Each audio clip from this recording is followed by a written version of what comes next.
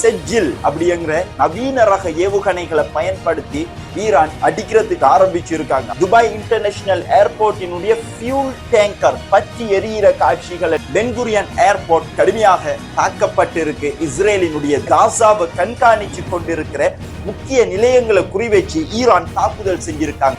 அமெரிக்காவும் இஸ்ரேலும் சேர்ந்து ஈரானுக்கு கடுமையான தாக்குதல்களை செஞ்சு கொண்டு வராங்க. எங்களை அழிச்சிட்டார் அப்படி என்று சொல்றாரு தானே டொனால்ட் ட்ரம்ப். ஏழும் என்று சொன்னா டொனால்ட் ட்ரம்பால முடியும் அப்படி என்று சொன்னா அவருடைய போர்க்கப்பல்கள்ல ஒன்றை எங்களினுடைய கடற்பரப்பு கருகில கொண்டு வந்து நிறுத்த சொல்லுங்க. சவுதி அரேபியாவினுடைய இளவரசர் முகமது பின் சல்மான் அமெரிக்காவினுடைய ஜனாதிபதியான டொனால்ட் ட்ரம்ப் கிட்ட சில முக்கியமான கருத்துக்களை சொல்லி இருக்காராம். என்ன அப்படின்னு சொன்னா, நரேந்திர மோடியை பார்த்து இந்தியாவினுடைய எதிர்கட்சி பாராளுமன்ற உறுப்பினர்கள், நீங்க ஒரு கையாலாகாதவர் சைனா, இப்ப தாய்வானை சுற்றி வளைக்கிற வேலைகளை தொடர்ச்சியாக செஞ்சு கொண்டிருக்காங்க. கிங் ஜாங் உன் மற்றும் அவர்களுடைய தங்கை இவங்க 2 பேரும் சேர்ந்து ஈரான் மேல இஸ்ரேல் அமெரிக்கா தாக்குதலை மேற்கொண்டு இன்னைக்கு 17வது நாள்ல என்னவெல்லாம் முக்கியமான விடயங்கள் நடந்திருக்கு அப்படிங்கிறத இந்த வீடியோல பார்க்க போறோம். ஈரான் மேலே அமெரிக்கா இஸ்ரேல் ஒரு புறமாக தாக்குதல் செஞ்சு கொண்டு வரக்கொள்ள, இன்னொரு புறமாக சைனாவை அச்சுறுத்தி கொண்டிருந்த ஒரு நாடுதான் தாய்வான். எப்படி உக்ரைனை வச்சு ரஷ்யாவை முடக்கிறதுக்கு முயற்சி செஞ்சு 4 ஆண்டுகளுக்கு மேலாக ரஷ்யாவை உக்ரைனோட யுத்தம் செய்ய வச்சு கொண்டே இருக்காங்களோ அமெரிக்கா, அதே போன்று தாய்வானை வச்சு சைனாவை முடக்கிறதுக்குரிய வேலையை அமெரிக்கா தொடர்ச்சியாக பல ஆண்டுகளாக செஞ்சு கொண்டு வந்தாங்க.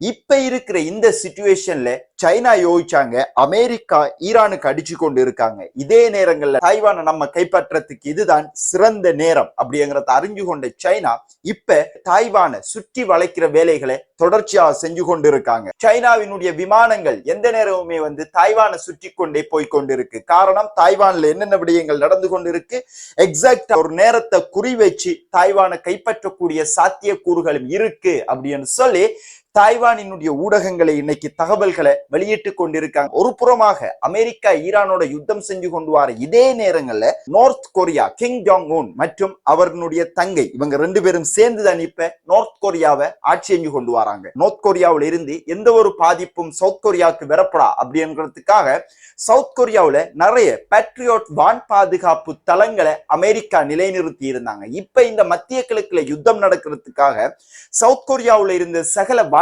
பாதுகாப்பு அமைப்புகளையும் மத்திய கிழக்கு நோக்கி கொண்டு வந்திருக்காங்க. இந்த நேரங்கள்ல சவுத் கொரியா இப்ப ஒரு அச்சமான பதற்றமான சூழ்நிலையில இருந்து கொண்டிருக்காங்க. எந்த நேரமும் நார்த் கொரியாவினுடைய தாக்குதல் சவுத் கொரியாவுக்கு இருக்கலாம் அப்படிங்கிற அடிப்படையில், அந்த அடிப்படையில இப்ப நான் மேற்குறிப்பிட்ட மாதிரி நார்த் கொரியாவினுடைய தலைவரான கிங் ஜாங் உன் மற்றும் அவர்களுடைய சகோதரி 2 பேருமே சேர்ந்து 15 வகையான புதிய மிசைல்களை சோதனை செஞ்சிருக்காங்க அவங்களுடைய ஆர்மி. இதை நேரடியாகவே அவங்க பார்வையிட்டு இருக்காங்க. அந்த அடிப்படையில ஜியோ பொலிட்டிக்கல்ல அடுத்த கட்ட மூக்களை நம்ம பார்க்கக்குள்ள ஏதோ ஒரு பெரிய ஒரு புள்ளியில போய் நிக்க போகுது. உலகம் முழுவதும் ஏதோ ஒரு அடிப்படையில அமெரிக்காவுக்கு எதிரான தாக்குதல்களை தருணம் பார்த்து காத்து கொண்டிருந்த அமெரிக்காவை எதிர்க்கிற நாடுகள் இப்ப அதற்குரிய அடுத்த கட்ட நடவடிக்கைகளை செஞ்சு கொண்டிருக்காங்க அப்படிங்கிறது இதனூடாக தெளிவாகி கொண்டிருக்கிற இந்த நேரங்கள்ல இந்தியாவினுடைய பிரதமர் நரேந்திர மோடி ரஷ்யாவுக்கிட்ட இருந்து என்ன வாங்கி கொண்டிருந்தார், அதன் பின்னர் டொனால்ட் ட்ரம்ப் இந்தியாவுக்கு எச்சரிக்கை விடுத்தார். அப்படிங்கிற அடிப்படையில ரஷ்யாவுக்கிட்ட இருந்து பெரும்பாலான எண்ணெய்களை கச்சா எண்ணெய்களை வாங்க மாட்டோம், அமெரிக்கா சொல்ற மாதிரி கேட்டு அமெரிக்காவுக்குடைய போறோம் அப்படிங்கிற அடிப்படையில அமெரிக்காவுக்கு ஃபுல் அண்ட் ஃபுல் சைட் எடுத்து கொண்டிருந்தார். இந்த யுத்தம் ஆரம்பிக்கிறதுக்கு 2 நாட்களுக்கு முன்னாடி கூட இந்தியாவினுடைய பிரதமர் நரேந்திர மோடி இஸ்ரேலுக்கு போயிருந்தார் அப்படிங்கிறதும் குறிப்பிடப்பட வேண்டிய விடயம். இதே நேரங்களில் இப்ப இந்தியாவினுடைய பார்லிமெண்ட்டுக்குள்ள பெரிய அளவுல சர்ச்சைகள் வேற ஆரம்பிச்சிருக்கு. நரேந்திர மோடியை பார்த்து இந்தியாவினுடைய எதிர்கட்சி பாராளுமன்ற உறுப்பினர்கள், நீங்க ஒரு கையாலாகாதவர் அப்படின்னு சொல்லியிருக்காங்க. நீங்க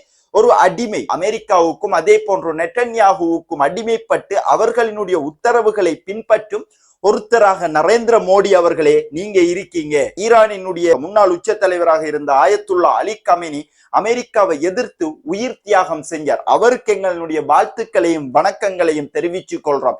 இதுக்கெல்லாம் நீங்க தகுதியே இல்லாத ஒருவர் அப்படிங்கிற மாதிரி மோடியை பார்த்து சரமாரியான கேள்விகளை பாராளுமன்றத்துல கேட்டு இருக்கிறது குறிப்பிடப்பட வேண்டிய விடயமா இருக்கு. இதே நேரங்களில் IRGC ஸ்போக்ஸ் பர்சன், அதாவது ஊடக பேச்சாளர், ஒரு கருத்தொன்னு முன் வச்சிருக்கார். என்ன அப்படின்னு சொன்னா, ஈரானின் எங்களினுடைய கடற்படை எல்லாத்தையுமே நாங்க அழிச்சிட்டோம், மொத்தமாக ஒழிச்சிட்டோம், எங்களை அழிச்சிட்டார் அப்படி என்று சொல்றாரு தானே டொனால்ட் ட்ரம்ப். ஏலும் என்று சொன்னா டொனால்ட் ட்ரம்பால முடியும் அப்படி என்று சொன்னா அவனுடைய போர்க்கப்பல்கள்ல ஒன்றை எங்களினுடைய கடற்பரப்பு கருகில கொண்டு வந்து நிறுத்த சொல்லுங்க, அப்ப நாங்க நம்புறோம் கடற்படை தளங்களை அவர் அழிச்சிட்டார் அப்படிங்கிறத சிரிச்சு கொண்டே கிண்டல் அடிச்சு கொண்டே சொல்லி இருக்கார் அப்படின்னு சொல்லலாம். வாயத்துறந்தா பொய் மட்டும்தானே நீங்க சொல்லி கொண்டிருக்கீங்க டொனால்ட் ட்ரம்ப் அப்படிங்கிற மாதிரி அவரை கலாய்ச்சிருக்கார் அப்படின்னு சொல்லலாம். இது இப்படி இருக்கக்குள்ள அடுத்தது இப்ப உலகளாவிய ரீதியில இந்த யுத்தத்துல இருக்கிற பெரிய பிரச்சனை என்ன? ஹொர்மோஸ் ஜலசந்தியை இப்ப திறப்பதற்காக யுத்தத்துக்கு முன்னர் டொனால்ட் ட்ரம்ப் சொல்லியிருந்தார், நாங்க திறப்போம், நாங்க அடிப்போம், எங்களுக்கு மீறி ஒன்றுமே இல்லை அப்படி இப்படின்னு சொல்லி பெரிய அளவுல பில்டப் கொடுத்து கொண்டிருந்தார். ஈரானால ஒண்ணுமே முடியாதுங்க அப்படிங்கிற மாதிரி எல்லாம் சொல்லி இருந்தாருன்னு அதை நாமளே சொல்லி இருந்தோம். இப்ப அது முடியாத ஒரு விஷயமாக இருக்கு. அமெரிக்காவை பொறுத்த வரைக்கும் அந்த அளவுக்கு ஹொர்மோஸ் ஜலசந்தியை தொடர்ச்சியாக ஈரான் கட்டுப்படுத்தி கொண்டிருக்காங்க அப்படின்னு சொல்லலாம். இதனை தொடர்ந்து பல நாடுகளுக்கும் அமெரிக்கா அறிவிப்பு வெளியிட்டு இருந்தாங்க, ஹொர்மோஸ் ஜலசந்தியை திறக்கிறதுக்கு எங்களுக்கு உதவி செய்யுங்க அப்படிங்கிற மாதிரி. அந்த அடிப்படையில நேற்றைய வீடியோல கூட நம்ம பார்த்திருந்தோம், யுனைடெட் கிங்டம், அதே போன்று சைனா, ஆஸ்திரேலியா, பிரான்ஸ், நேட்டோ நாடுகள் உட்பட முக்கியமான அவர்களுடைய அலையன்ஸ் எல்லாருக்கிட்டையுமே கேட்டிருந்தார். ஆனா அவங்ககிட்ட இருந்து வந்த பதில் என்ன அப்படின்னு சொன்னா, எங்களால முடியாது, ஒபிஷியலாக இதுவரைக்கும் அமெரிக்காவோட கைகோர்த்து எந்த ஒரு நாடும் ஈரானுக்கு எதிராக ஹொர்மோஸ் ஜலசந்தியை திறப்பதற்கு தங்களினுடைய யுத்த கப்பல்களை அனுப்புவதற்கு ஒப்புக்கொள்ளவே இல்லை. ஜப்பான் ரிஜெக்ட் பண்ணிட்டாங்க, ஆஸ்திரேலியா ரிஜெக்ட் பண்ணிட்டாங்க, பிரான்ஸ் ரிஜெக்ட் பண்ணிட்டாங்க. ஒரே ஒரு நாடு மட்டும், யூகேயினுடைய கயர் ஸ்டாமர் மட்டும் சொல்லியிருக்காரு, நாங்க ஒரு பரிசீலனை ஒன்று செஞ்சு கொண்டிருக்கோம், பட் இன்னும் இறுதி முடிவை நாங்க எடுக்கல அப்படின்னு சொல்லியிருக்காரு. நேரத்தோடைய நமக்கு தெரியும், பாபல் மந்தப் ஜலசந்தியால போற கப்பல்களையே அவங்களால எல்லா நாடுகளும் ஒன்றிணைஞ்சு அவங்களால கட்டுப்படுத்த முடியாம போயிருந்துச்சு. இப்ப ஈரான் ஹொர்மோஸ் ஜலசந்தியை கட்டுப்படுத்தி வச்சிருக்க கூட இதை அமெரிக்காவாலேயோ உலக நாடுகளாலேயோ முறியடிக்க முடியவே முடியாது. ஈரான் ஒப்புக்கொள்ளாமல் யாரும் ஹொர்மோஸ் ஜலசந்தியில இருந்து வெளியே செல்லவும் முடியாது அப்படிங்கிறதுதான் இன்னைக்கு சர்வதேச ஆய்வியலாளர்கள் சொல்லி கொண்டிருக்கிற முக்கியமான கருத்தாக இருக்கு அப்படின்னு சொல்லலாம். நேட்டோ நாடுகள் இதுக்கு ஒப்பு வராதால டொனால்ட் ட்ரம்ப் சில விஷயங்களை குறிப்பிட்டு இருக்கார். என்ன அப்படின்னு சொன்னா, நேட்டோ இப்ப இந்த யுத்தத்துல எங்களுக்கு உதவி செய்யல அப்படின்னு சொன்னா வரும் காலங்கள்ல நேட்டோவினுடைய எதிர்காலம் பெரிய அளவுல கேள்விக்குறியாகும். அதாவது நேட்டோவுக்கு பெரிய அளவுல இப்ப ஃபண்ட் பண்ணி கொண்டிருக்கிற நாடு அமெரிக்கா. நாங்க நேட்டோ விட்டு விளையிடுவோம், நீங்க இந்த யுத்தத்துல ஈரானுக்கு எதிராக போராடுவதற்கு எங்களோட நீங்க வரல அப்படின்னு சொல்லி ஒரு மிரட்டல் ஒன்றை நேட்டோவுக்கு டொனால்ட் ட்ரம்ப் வெளியிட்டு இருக்காரு. ஏற்கனவே இதே மாதிரி ஒரு மிரட்டல் ஒன்றை வெளியிட்டு டரிஃபிஸுக்குள்ள வரிகளையும் விதிச்சிருந்து அதன் பிறகு கிரீன்லாந்து அவங்களுக்கு சொந்தமாக்கி எல்லா நாடுகளையும் அவங்களுடைய வளமை போன்ற ஐரோப்பிய நாடுகளையும் அடிமையாக்கி வச்சிருந்தார். இதே போன்று மீண்டும் நேட்டோ நாடுகள் ஈரானுக்கு எதிராக திசை திரும்பக்கூடிய வாய்ப்புகளும் இருக்கு. இந்த யுத்தம் ஆரம்பிக்கிறதுக்கு முன்னர் நிறைய கப்பல்கள் இந்த ஹொர்மோஸ் ஜலசந்தியில இருந்து யுனைடெட் அரபு Emirates, Qatar, Saudi Arabia, Iraq, Bahrain, Kuwait போன்ற நாடுகள்கிட்ட இருந்து எண்ணெய், எல்பிஜி கேஸ் போன்ற இயற்கை எரிவாயுகளை வாங்குறதுக்கு வந்திருப்பாங்க தானே. அங்க மாட்டிக்கொண்டிருக்கிற கப்பல்களை வெளியிறங்குறதுக்கு ஈரான் அனுமதி கொடுத்திருக்காங்க சில நாடுகளுக்கு. அது எந்தெந்த நாடுகள் அப்படின்னு சொல்லி பார்த்தோம்னா, இந்தியாவுக்கு ஈரான் அனுமதி கொடுத்திருக்காங்க. சைனா, பாகிஸ்தான், துருக்கி இந்த நாடுகளுக்கு மட்டுமே ஈரான் அனுமதி கொடுத்திருக்காங்க அப்படின்னு சொல்லலாம். ஒரு புறமாக பாகிஸ்தான் அயல் நாடு அனுமதி கொடுத்திருக்காங்க, துருக்கி அயல் நாடு அனுமதி கொடுத்திருக்காங்க, சைனா நெருங்கிய ஒரு கூட்டாளியாகவும் சைனா இருந்து கொண்டிருக்காங்க, சைனாவுக்கு அனுமதி கொடுத்திருக்காங்க.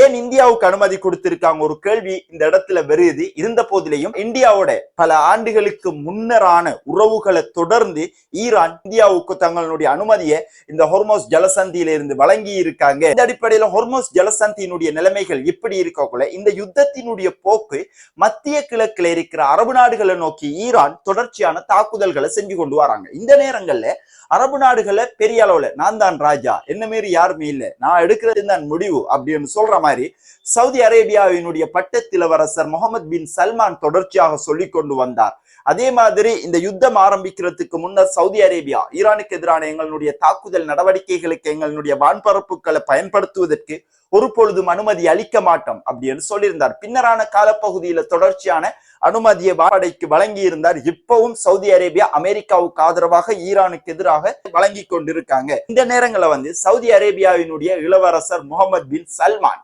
அமெரிக்காவினுடைய ஜனாதிபதியான டொனால்ட் ட்ரம்ப் கிட்ட சில முக்கியமான கருத்துக்களை சொல்லி இருக்காராம். என்ன அப்படின்னு சொன்னா, ஈரானை இப்ப நீங்க தாக்கினது காணாது, இன்னும் கடுமையாக ஈரானை தாக்கணும் அப்படின்னு சொல்லி டொனால்ட் ட்ரம்ப் கிட்ட முகமது பின் சல்மான் சொல்லி இருக்கார். தொடர்ச்சியாக இஸ்ரேலுக்கும் அமெரிக்காவுக்கும் சவுதி மக்கள் ஒரு பக்கம் அது விடுங்க, ஆனா சவுதியினுடைய கவர்மெண்ட் இன்னைக்கு வழிநடாத்தி கொண்டு இருக்கிற முகமது பின் சல்மான் தொடர்ச்சியாக ஆதரவளிச்சு கொண்டு வாரார். இதனை தொடர்ந்து சவுதியை நோக்கி தொடர்ச்சியான தாக்குதல்களை ஈரான் செஞ்சு கொண்டு இருக்காங்க. நேற்று இரவு கூட 30 ட்ரோன்களை நாங்க தடுத்திருக்கோம் அப்படின்னு சொல்லி சவுதியினுடைய வான் பாதுகாப்பு படைப்பிரிவு இந்த அறிவிப்பை வெளியிட்டு இருக்காங்க. அது மட்டும் இல்லாம ஈரானினுடைய பாலிஸ்டிக் மிசைலையும் நாங்க தடுத்திருக்கோம் அப்படின்னு சொல்லி சவுதி அரசாங்கம் சொல்லி இருக்காங்க. இருந்த போதிலேயும் அவங்க சொல்லி இருக்காங்களே தவிர இதனுடைய உண்மைத்தன்மை என்ன அப்படின்னு தெரியல.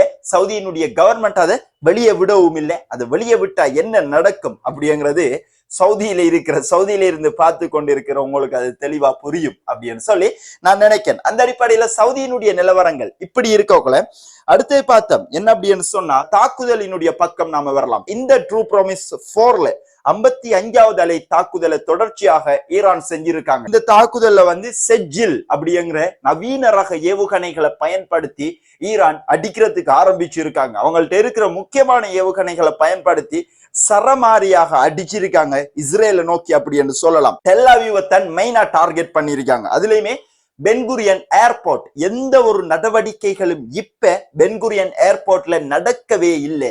எந்த ஒரு விமானங்களும் மேல எழும்பவும் இல்லை, கீழே இறங்கவும் இல்லை. இதுவே மிக முக்கியமான ஒரு ஆதாரமாக இருக்கு. என்ன அப்படின்னு சொன்னா, பென்குரியன் ஏர்போர்ட் கடுமையாக தாக்கப்பட்டு இருக்கு இஸ்ரேலினுடையது அப்படிங்கிறது இதுல இருந்து நமக்கு தெளிவாகுது அப்படி என்று சொல்லலாம். அது மட்டும் இல்லாம இஸ்ரேலினுடைய விமானப்படைக்கு தேவையான உதிரி பாகங்கள் உற்பத்தி செய்யற இடங்கள், விமானங்களை உற்பத்தி செய்யற நிலையங்களை குறிவைச்சும் இந்த தாக்குதலை நாங்க செஞ்சிருக்கோம் அப்படின்னு சொல்லி ஐஆர்ஜிசி சொல்லி இருக்காங்க. அது மட்டும் இல்லாம ஏரியல் ரீஃபியூலிங் சென்டர், அதாவது ஜெட் விமானங்களுக்கு வானத்துல வச்சே எரிபொருள் நிரப்புற இந்த விமானங்களுக்குரிய முக்கிய தளங்களை குறிவைச்சும் தாக்குதல் செஞ்சிருக்காங்க. உனக்கு பெட்ரோல் இருந்தா தானே நீ ஈரானுக்கிட்ட வருவாய், பெட்ரோல் அடிக்கிற பெட்ரோல் டேங்கை நான் அடிச்சேன்டா நீ எப்படி வருவாய் அப்படிங்கிற அடிப்படையில ஈரானினுடைய காய் நகர்த்தல்கள் இந்த ரீஃபியூலிங் விமானத்தை நோக்கி விமான நிலையங்களையும் நோக்கி இருக்கு அப்படின்னு சொல்லலாம். அதுக்கு மிகச்சிறந்த எக்ஸாம்பிள் KC-135 விமானத்தை ஈராக்குள்ள வச்சு அடிச்சிருந்தாங்க. 6 அமெரிக்கா துருப்புக்கள் அதுல கொல்லப்பட்டிருந்தாங்க. ஈரான் செஞ்ச தாக்குதலினுடைய சைரன் சொல் எந்தெந்த இடங்கள்ல ஒழிச்சிருக்கு அப்படிங்கிறத நீங்க இந்த புகைப்படத்துல பார்க்கலாம். அட் த சேம் டைம் இதே நேரங்கள்ல இஸ்ரேலினுடைய தெற்கு பிரதேசமான காசாவுக்கு அருகில இருக்கிற, காசாவுக்கு எதிர்ப்பாக செயற்பட்டு கொண்டு வார, காசாவை கண்காணிச்சு கொண்டிருக்கிற முக்கிய நிலையங்களை குறிவச்சு ஈரான் தாக்குதல் செஞ்சிருக்காங்க. அந்த மெப்பை நீங்க இதுல பார்க்கலாம். அதாவது காசாவுக்கு பக்கத்துல ஈரானினுடைய தாக்குதல் இன்றைக்கு செஞ்சிருக்கிறதால ஒரு முக்கியமான விடயம் ஒன்று தெளிவாகுது. வருங்காலங்கள்ல ஹமாஸும் இந்த யுத்தத்துக்குள் என்டர் ஆகலாம் அப்படிங்கிற அடிப்படையில தான் ஹமாஸுக்கு தங்களுடைய வழிகளை இலகுபடுத்தி கொடுக்கும் அடிப்படையிலையும் ஈரான் இந்த தாக்குதலை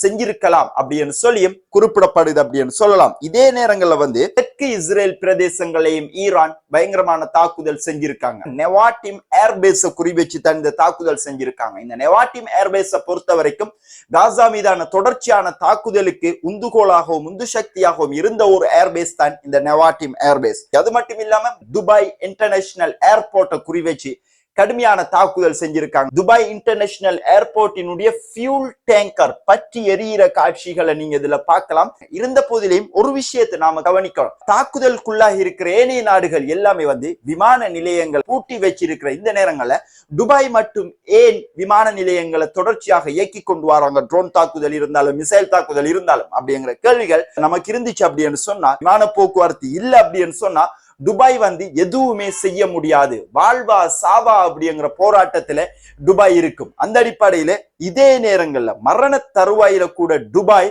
அவர்களுடைய விமானங்களை இயக்கி கொண்டு வராங்க அப்படின்னு சொன்னா அவர்களுடைய ஆணிவேர் அந்த விமான போக்குவரத்து தான். அதை குறிவச்சுத்தான் ஈரான் இப்ப மீண்டும் தாக்குதல் செஞ்சிருக்காங்க. பஹ்ரைனுடைய கடற்படைக்கு சொந்தமான தளங்களை குறிவச்சும் ஈரான் தாக்குதல் செஞ்சிருக்காங்க. அதே மாதிரி பஹ்ரைன்ல இருக்கிற எஸா அமெரிக்காவினுடைய இராணுவ விமான தளத்தை குறிவச்சும் ஈரான் தாக்குதல் செஞ்சிருக்காங்க. ஈரானினுடைய தாக்குதல்கள் இப்படி இருக்கக்குள்ள நேரத்தோட இந்த யுத்தம் ஆரம்பிக்கிறதுக்கு முன்னரே நம்ம சொல்லி இருந்தோம், பக்தாத் ஈராக் இந்த யுத்தத்துல மிக முக்கியமான ஒரு இடத்தை வகிக்கும். ஈராக்கிய போராளிகள் பிராந்திய நாடுகளுக்கு அடிப்பாங்க அப்படின்னு சொல்லியிருந்தோம். அந்த அடிப்படையில இப்ப ஈரானுக்கு சார்பாக ஈராக்குக்குள்ள செயற்பட்டு கொண்டு வர ஈராக்கிய படைக்குழுக்கள் என்ன பேரை வச்சு இப்ப தாக்குதல் செய்யறாங்க அப்படின்னு சொன்னா, தாம் அப்படிங்கிற அவுலியாவினுடைய பேரை வச்சுதான் இந்த தாக்குதல் செய்யறாங்க. அந்த அடிப்படையில அவுலியா தாம் அப்படிங்கிற அமைப்பு மீண்டும் பக்தாத் இன்டர்நேஷனல் ஏர்போர்ட்டோடைய சேர்ந்த மாதிரி இருக்கிற விக்டோரியா ஏர்பேஸை குறி வச்சு கடுமையான தாக்குதல் செஞ்சிருக்காங்க. இந்த இடத்துல கிட்டத்தட்ட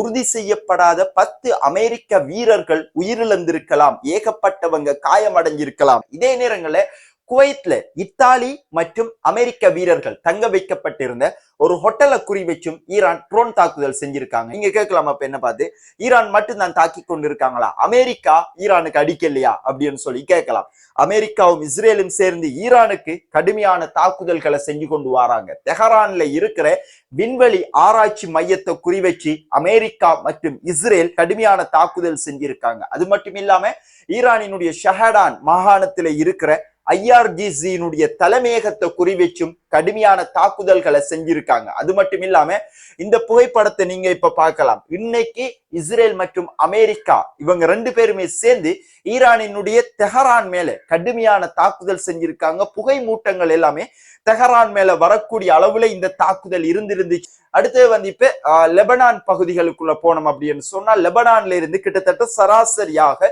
ஒரு நாளைக்கு குறைஞ்சது 100 ராக்கெட்டுகளை ஹிஸ்புல்லாக்கள் இஸ்ரேல் மேல அடிச்சு கொண்டிருக்காங்க. அதே போன்று பெய்ரூட் பிரதேசத்தை குறி வச்சு இஸ்ரேலும் கடுமையான தாக்குதல்களை செஞ்சு கொண்டு வராங்க. கிட்டத்தட்ட 600க்கும் மேற்பட்ட உயிர் சேதங்கள் லெபனான்ல ஏற்பட்டு இருக்கு அப்படின்னு சொல்லலாம். இதே நேரங்கள்ல இப்ப IDF அறிவிச்சிருக்காங்க என்ன அப்படின்னு சொன்னா, தரைப்படையை லெபனானுக்குள்ள என்டர் ஆக்குறதுக்கு இப்ப நாங்க ஆரம்பிச்சிருக்கோம், தரைப்படை வீரர்களை லெபனானுக்குள்ள நாங்க அனுப்புறோம் அப்படின்னு சொல்லி அவங்க அறிவிச்சிருக்காங்க. அந்த அடிப்படையில இன்னைக்கு 17வது நாள்ல இந்த யுத்தம் ஆரம்பிச்சு என்னவெல்லாம் நடந்திருக்கு அப்படிங்கிறத இந்த வீடியோல நம்ம பார்த்திருக்கோம். இந்த வீடியோ சம்பந்தப்பட்ட உங்களுடைய கருத்துக்களை கட்டாயம் கீழே கமெண்ட் பாக்ஸ்ல பதிவிடுங்கள். இவ்வாறு உலகளாவிய ரீதியில நடக்கிற சகல தகவல்களும் ஒரு வீடியோ ஊடாக நீங்க தெரிஞ்சு கொள்ளணும் அப்படின்னு சொன்னா, ஒவ்வொரு நாளுமே நம்மளுடைய சேனலை இதுவரைக்கும் ஃபாலோ பண்ணல, சப்ஸ்கிரைப் பண்ணல அப்படின்னு சொன்னா பண்ணிக்கொள்ளுங்கள். மிக்க நன்றிகள். தேங்க்யூ.